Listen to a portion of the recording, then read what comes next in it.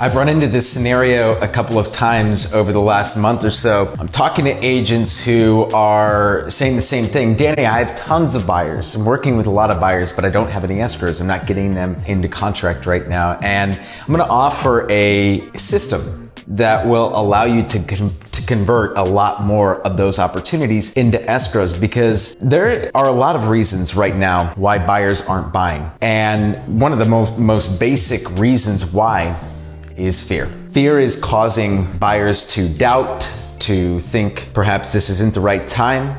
The things that they're hearing right now through the media through the media is essentially paralyzing them. And a scared customer is a non-existent one. That's something that we need to remember, is that if the buyer is scared. And so how can we bring logic back into the equation? And how can we help the buyers that we're working with right now think logically through their problems to find a solution? And in finding a solution, take action. And the quickest way to take action, or to have someone take action, is for them to decide to do it. You can word vomit and tell them all the reasons why they should buy. But if they're not the ones coming to that self-discovery that, oh, I should buy, the action won't take place. The best way to influence, the most impactful way to influence anyone, is through allowing them to come to their own conclusions. And so I'm gonna offer a simple system for anyone watching this video. Number one, when you are working with a buyer, at the beginning of the interactions with them, ideally at the initial consultation, take them through a rating system that will allow them to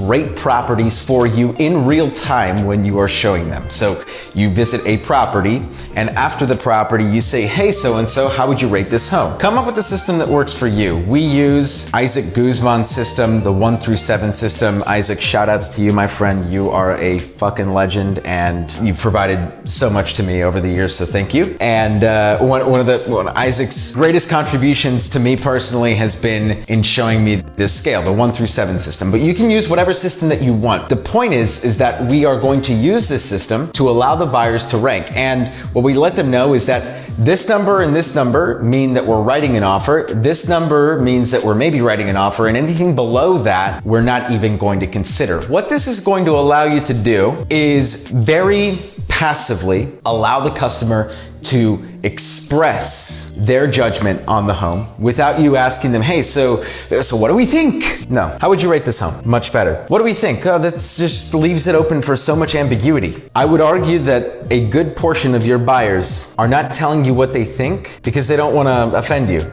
Well, what you know is that they're not going to offend you because it's not your listing. It doesn't matter when you show them a house, but they don't want to argue with you. They don't want to cause friction in the relationship. And so they're not actually expressing their true feelings to you. Case in point, we've had a lot of buyers recently in our ecosystem here at Selling Silicon Valley where they've rated it on our 1 through 7 system a 6 and or a 7, but not written an offer, where we know 6 and 7 means they are writing an offer. And so we remind them very gently, oh, so 6 or 7 means we're writing an offer. So when are we gonna meet to write the offer? And they say, no, we don't wanna write an offer.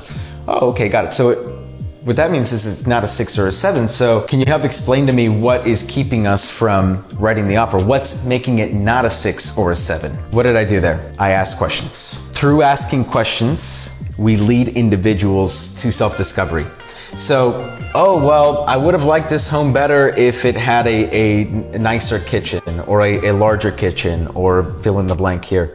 Okay, great. Well, that then goes in the list of must-haves. After you get 5 to 10 of those in a list, you have all of the information that you need to then go out there and find the home that your buyer wants. If you've ever been in a situation where you've shown your buyer 30, 40, 50 plus homes and they have not written an offer, it's because we have not asked enough questions. We have not set a good precedent at the beginning of the relationship with them that's going to allow them to communicate freely and openly with us, that will then allow us to ask more pressing and probing questions that will then lead them to self-discovery, that will then lead them to giving you the information and giving themselves the information that they need to then write or find a property that's going to work for them. You see, there's a lot of steps here. There's a lot of steps here. You know, this is no longer the market where we get a buyer and they want to write on everything. This is not the market where we somehow magically stumble into escrows. No, this shit's about to get really hard because our consumer, our customer is going to have more and more options. And so with more options comes greater indecision.